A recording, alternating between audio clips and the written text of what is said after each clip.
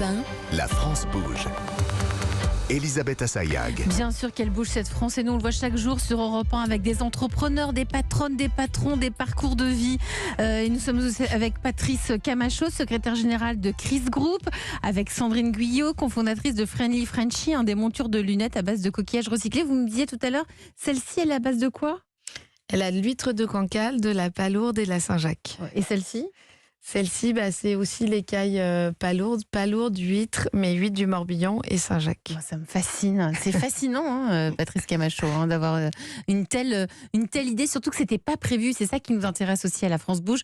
À l'origine, vous ne comptiez pas fabriquer des montures de lunettes. C'était pas prévu comme ça.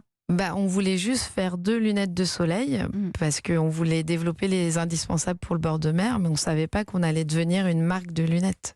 Et donc, c'est quoi ? C'est ça la magie de l'entrepreneuriat aussi ? C'est se laisser porter vers les opportunités ? Oui, c'est être à l'écoute et puis finalement se recentrer sur le marché qui fonctionne le mieux. Le marché qui fonctionne le mieux. Et puis nous sommes aussi autour de la table de la France Bouge avec Bruno Berge, PDG de Laclaré, cette start-up lyonnaise qui développe des lunettes électroniques pour corriger la presbytie. La France bouge, la pépite du jour. À chaque année, nous remettons les trophées européens de l'avenir parce qu'ici, on découvre des pépites, des toutes petites entreprises. Aujourd'hui, c'est un projet. Il est né il y a 6 ans, mais la commercialisation, là, c'est pour l'an prochain. Bruno Berge, vous avez 63 ans. Vous avez fondé Laclaré. Vous êtes lyonnais et vous développez donc ces lunettes électroniques pour corriger la presbytie. La presbytie, vous savez, c'est ce qui nous arrive après 45 ans quand on a le bras qui s'étire pour lire nos messages sur les téléphones portables. Je pense que vous voyez tous de quoi on parle. Vous, Bruno, vous êtes donc physicien, chercheur de formation.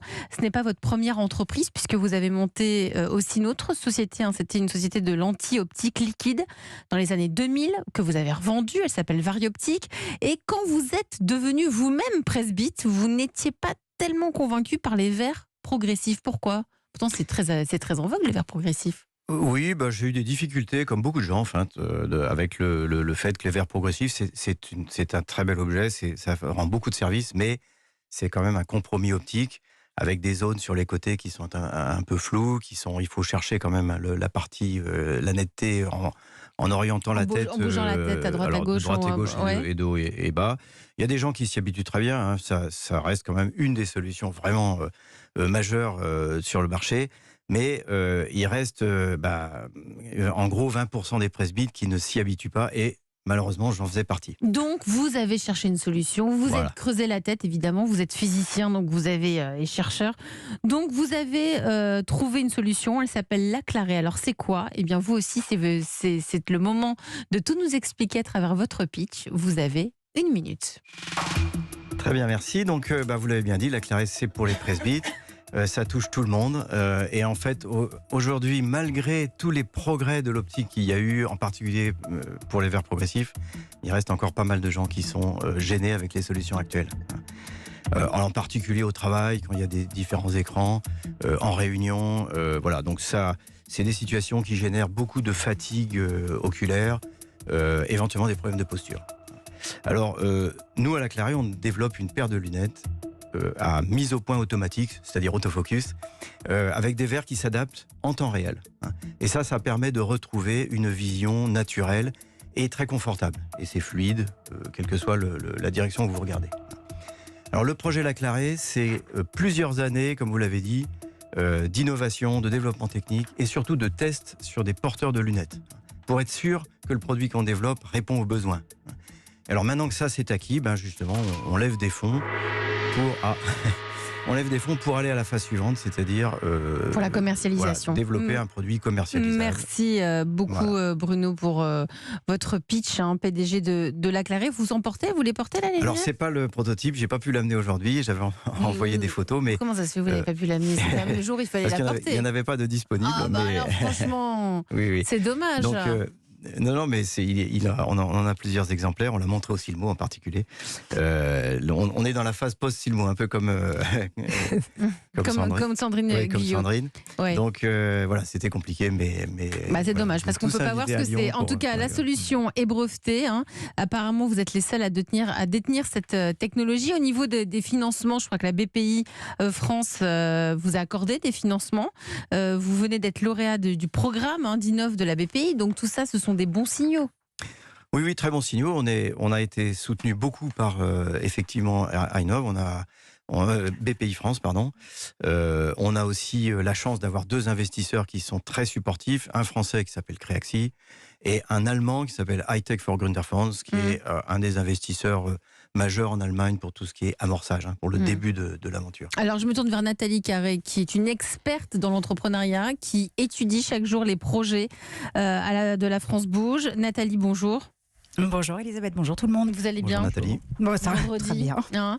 Quelles sont les forces et les faiblesses selon vous de Laclaré, puisque Laclaré, c'est donc cette start-up qui développe une paire de lunettes à commande électronique pour presbytes. Eh ben, la presbytie, c'est le défaut le plus fréquent, le défaut visuel le plus fréquent. Près de 40% de la population française est atteinte. Ça ne fait que progresser, donc on n'a pas fini d'acheter des verres correcteurs de toute façon. Puis bravo pour vos recherches, vos brevets, votre travail en collaboration avec les professionnels. C'est long, mais vous avancez, vous gravissez toutes les marches, et même si pour l'heure, vous n'avez pas encore de certitude sur l'acceptabilité de votre solution par le marché, vous avancez. Alors justement, pour lever cette incertitude, il est temps de préparer le terrain de la commercialisation. Au-delà des fonds, quelques petites idées, quelques petites propositions pour démarrer. Premier point, l'acculturation. Acculturer. Votre site internet ne dit presque rien de votre solution, et quand on tape lunettes autofocales sur notre moteur de recherche, on tombe sur le récit d'aventures pas toujours couronnées de succès ou à l'avenir incertain. Donc, au-delà de votre vidéo, décrivez votre technologie, indiquez si vos lunettes fonctionnent quand on a plusieurs troubles visuels, quand on a des corrections très différentes sur chaque œil. Est-ce que votre technologie s'adapte aussi à l'évolution de notre vue, ou est-ce qu'il faut racheter une paire entière régulièrement?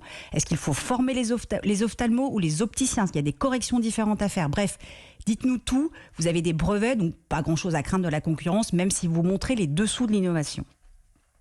Et puis, pour attirer les internautes, décrypter les troubles visuels, parce qu'en fait, on est presbyte, on est myope ou un stigmate, mais on ne sait pas très bien pourquoi et comment ça marche.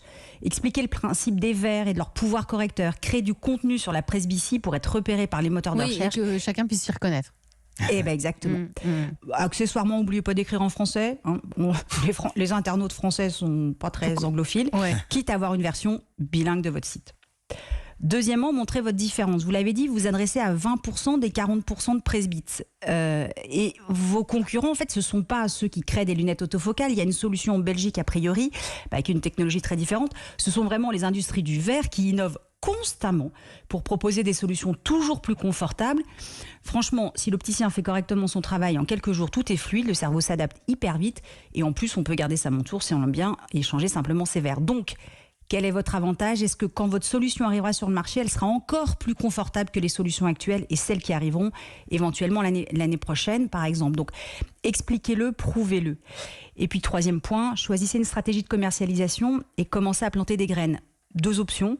Soit vous commencez par cibler les métiers qui demandent une précision, une fluidité visuelle exceptionnelle, comme des couturiers, des pilotes d'avion, des horlogers, des joailliers. Une fois que ces professionnels auront adopté et approuvé votre technologie, vous pourrez profiter de cette espèce de label, en fait, pour aller vers une cible plus grand public, en commençant probablement par des opticiens plutôt haut de gamme, si le design des lunettes évidemment est adapté, parce qu'ils ont une clientèle exigeante mais ouverte à l'innovation.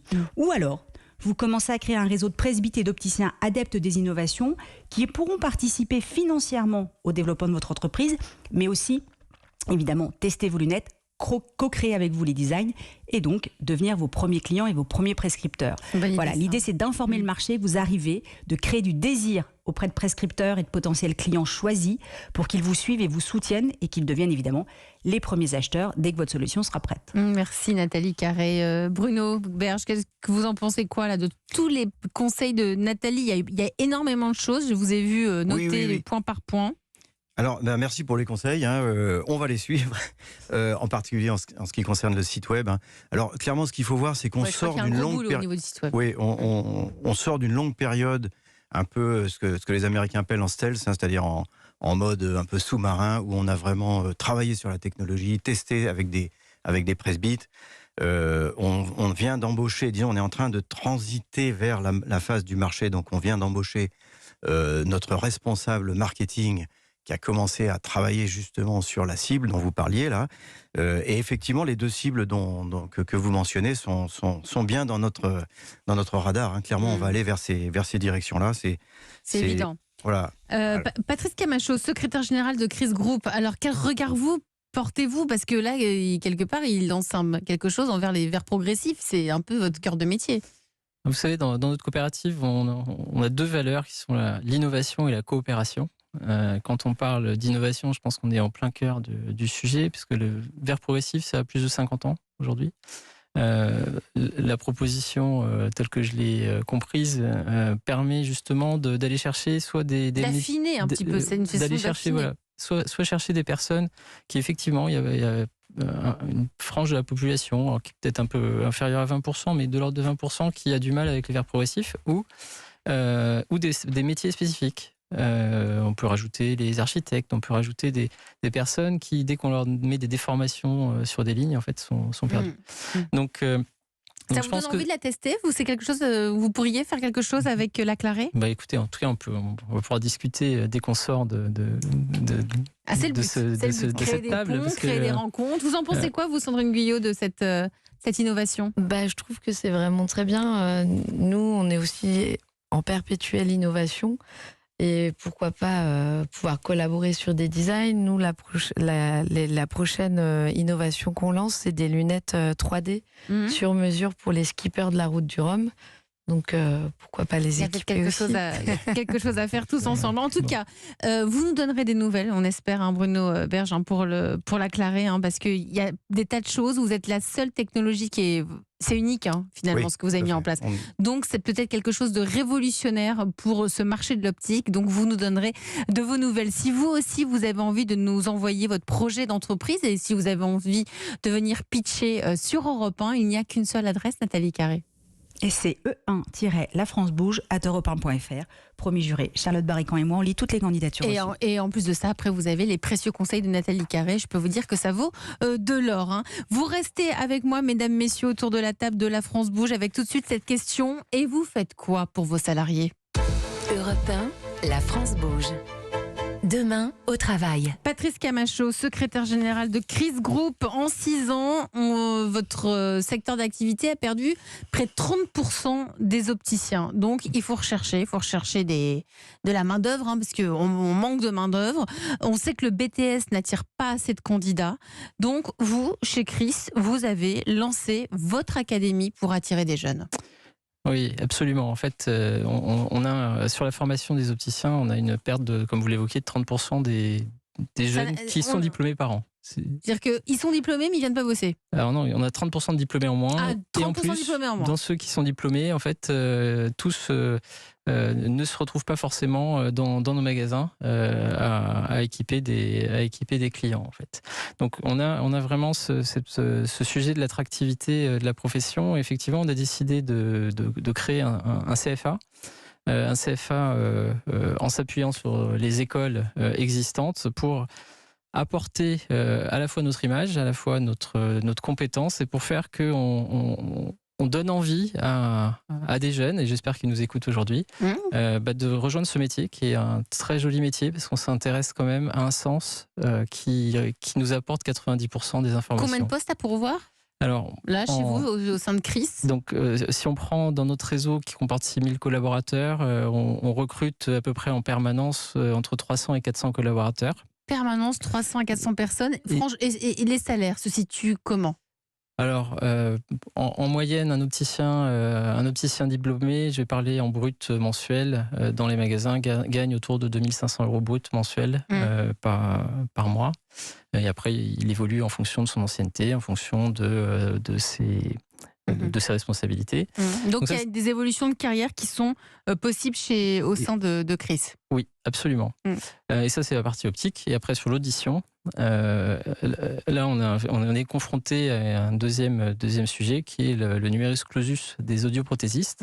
C'est-à-dire qu'on pourrait équiper plus de personnes et suivre plus de personnes. Mais aujourd'hui, effectivement, on recherche en fait des audioprothésistes. Donc, Ce Sur un CFA marché et qui notre ne école cesse de de croître formation. aussi. Donc, ça aussi, école de formation au sein de l'Académie Chris. Alors, c'est en ça tout cas, l'Académie Chris accueille toutes les demandes et suivra Elle tous est les située tous les dans l'Essonne. L'école les est Yvelines. dans les Yvelines. Notre siège social est dans les Yvelines, et Siège puis notre siège opérationnel est à Nanterre. Oui, mais l'école de formation. Elle est en fait, on s'appuie sur des écoles existantes. D'accord, c'est donc un vous centre de vous formation, implantez en fonction oui. de l'endroit. Vous restez avec moi tous les trois, on va boucler l'émission du jour avec la belle histoire d'une entreprise. Là, c'est d'un lycée français. Europe 1.